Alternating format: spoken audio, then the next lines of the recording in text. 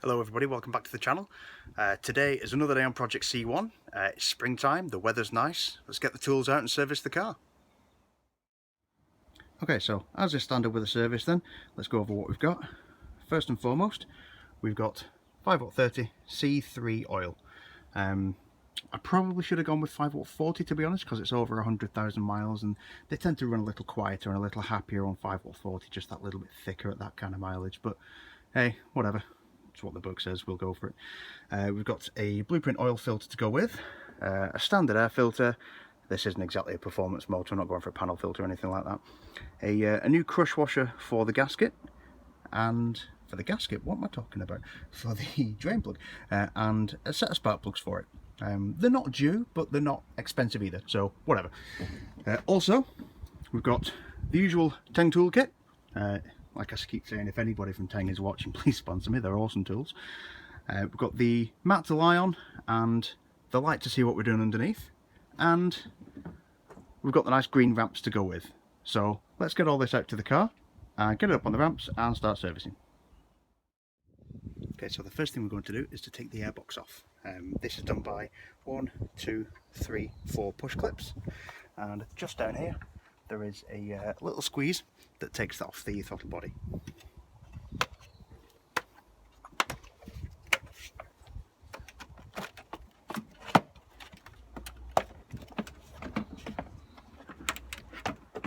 And it just pulls away like that.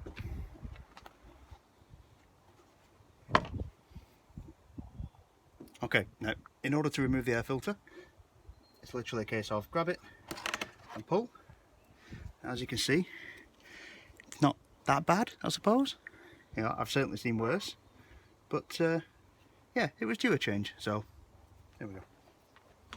Okay, and to change the air filter, take the new one out of the packet, make sure the deep side, as you can see here, the deep side goes uppermost, and that fits just in there, and refitting is the opposite of removal.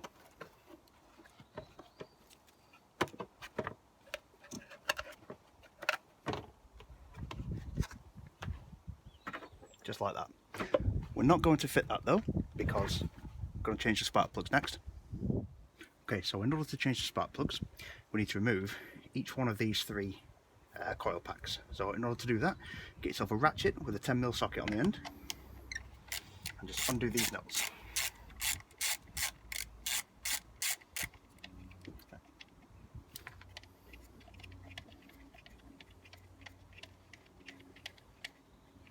And if you pop those in a safe location so you don't lose them, just there's fine.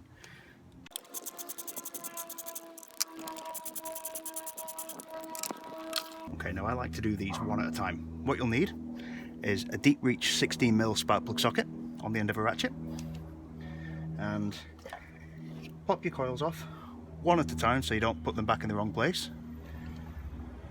Reach right down in and undo those spark plugs. Now with this one being a dedicated spark plug one, this should just come out with it because it's got a magnetic part in it.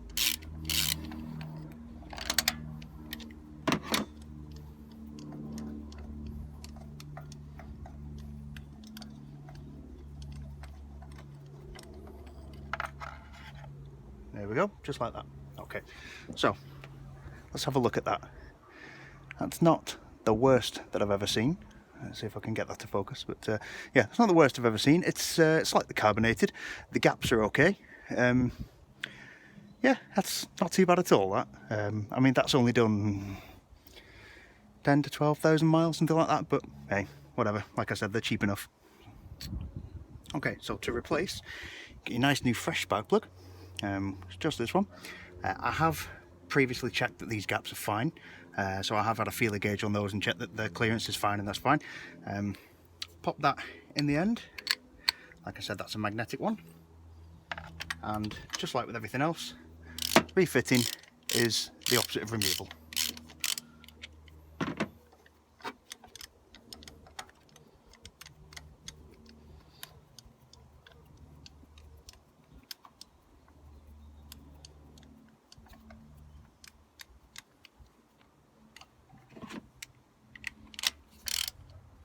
Okay, then when you get to the end, don't over tighten them, just snug them.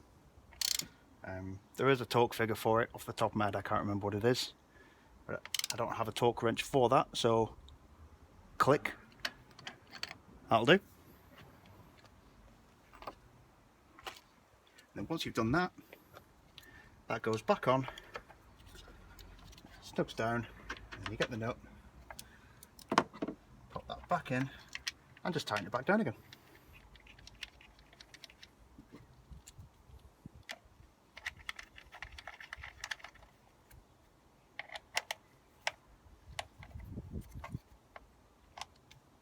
There we go, and it's the same procedure for the remaining two.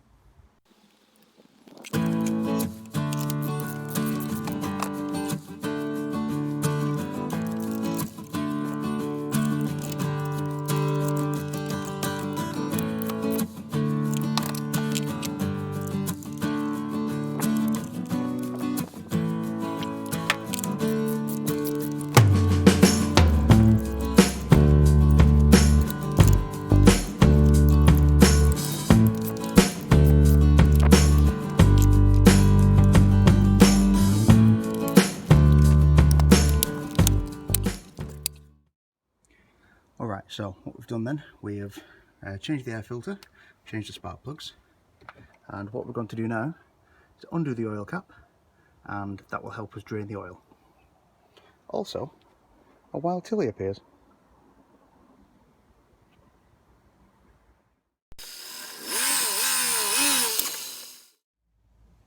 Okay, so in order to drain the oil then, we need to find the nut, which is the sump plug.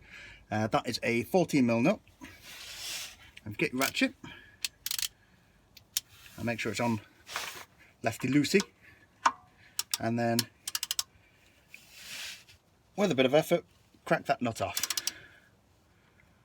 Okay, and then what I'm going to do is take the ratchet off eventually and undo the rest of this by hand. Now what I'm going to do, take my watch off. Last time I did this on the Volvo I got a bit of an oil bath. Nobody wants that. And then I've got my little catch can, as we saw in the Volvo video. I'm going to undo this manually. Get ready for the money shot.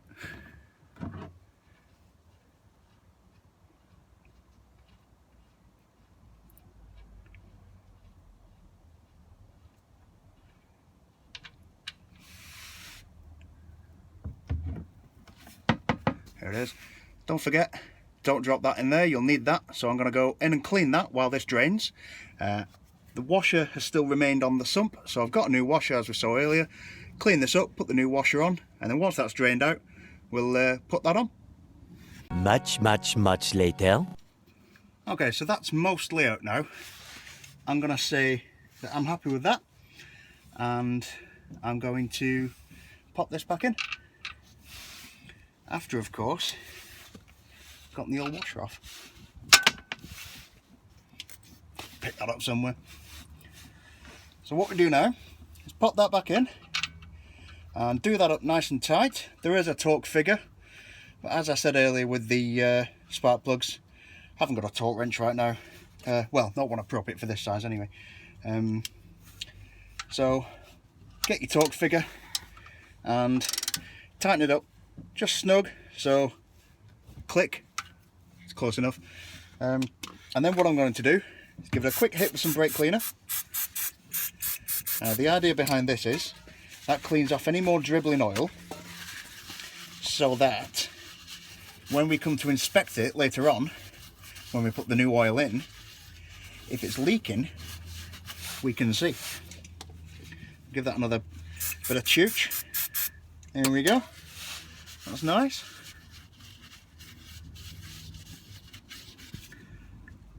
What do you mean? That's actually coming up really clean on the sump there. Just shows you how dirty these things can be. Right, so now it's time to change the oil filter. Okay, so in order to change the oil filter, it is just next to the sump. There's the sump, there's the oil filter, and it should just screw off. The problem with this one is, whoever's put it on previously has absolutely mangled it. That was me. So, I'm going to go old school, get a screwdriver and poke it through. Okay, change of plan. Actually, I'm not going to use a screwdriver. I forgot I had these.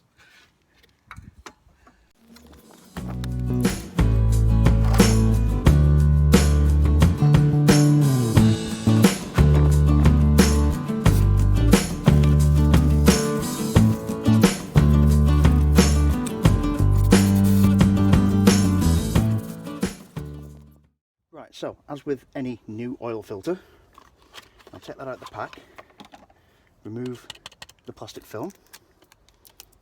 It's been shrink wrapped on. Don't have the nails for that. And then what you want to do is this O-ring here, this helps the actual filter seal against the surface of the engine. So what we're going to do, just to help that filter out just a little bit, is to give it the best fighting chance that we can, get a fingerful of your new oil and smear it all over your new filter. Also, what you could do is fill your filter, because this one actually fits on that way as opposed to the Volvo one that I did the other week, which fits that way. You could actually fill your oil filter. Now the idea behind that is it's less effort, really. It's less of an effort on the actual engine to pump the oil through the filter when you first start it after a change. So what I'm going to do is just pop just a little bit of that oil into the filter, just fill that up. There we go. And then that will make my job easier later on in the task. Okay, so now that we've filled the oil filter with oil even, it's time to just screw that back onto the oil filter housing. But don't do what I did last year and go crazy with the threads, because you'll never get it off again. It doesn't need to go crazy because you'll crush the gasket and then in a world of pain. So what I'm going to do, I'm just going to, as I'm wiping this, I'm also just twisting it on, just hand tight. I'm sure there's a torque setting for that somewhere, but I don't have it. So yeah, we'll give this a clean.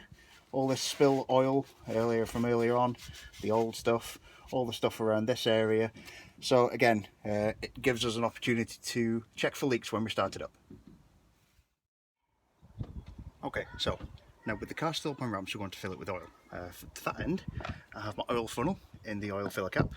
Speaking of oil filler cap, I've had a quick look. There's no mayo or any nastiness in there or anything like that, which surprises me because I do a lot of short journeys. I mean, there is just a teeniest little bit there, but I'm not really bothered by that. Short journey shouldn't worry you too much if you do see mayo. It's not a sign of a head gasket. It is just condensation that hasn't had a chance to flash off yet because the engine's not got hot enough. So what I'm going to do is pop oil into the engine, and just bearing in mind it's still up on ramp, so it's not level, I'm going to put 3 litres in. That's roughly what it takes, and then we'll get it back off the ramps, we'll let it settle for 5 minutes, and then we'll check the dipstick for the correct level.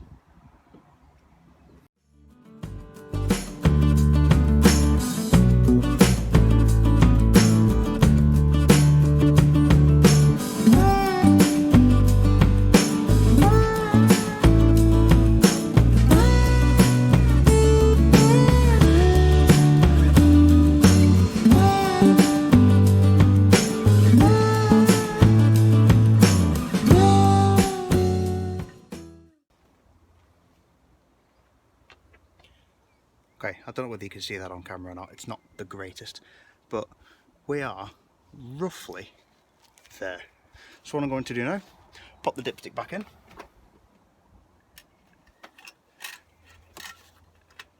We're going to start the car and we're going to take it off the ramps.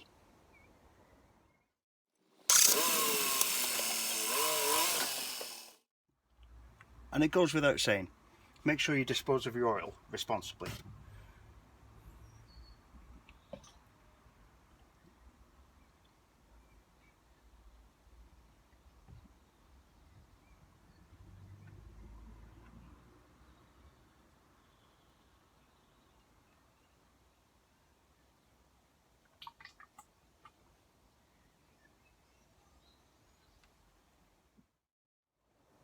Okay, so that was a nice quick and easy service. You can do that in around 30 to 45 minutes if you want, if you know what you're talking about, if you're confident with the tools, things like that. If you're not, budget a couple of hours so that you've got that little bit of fudge factor, that sort of thing.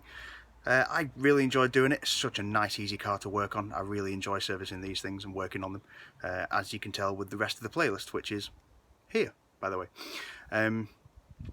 If you like that, then you know what to do. Click on the links below to subscribe to the channel. There'll be a subscribe over here somewhere. Instagram down at the bottom. And if you liked it, ring the bell, and I'll see you in the next one.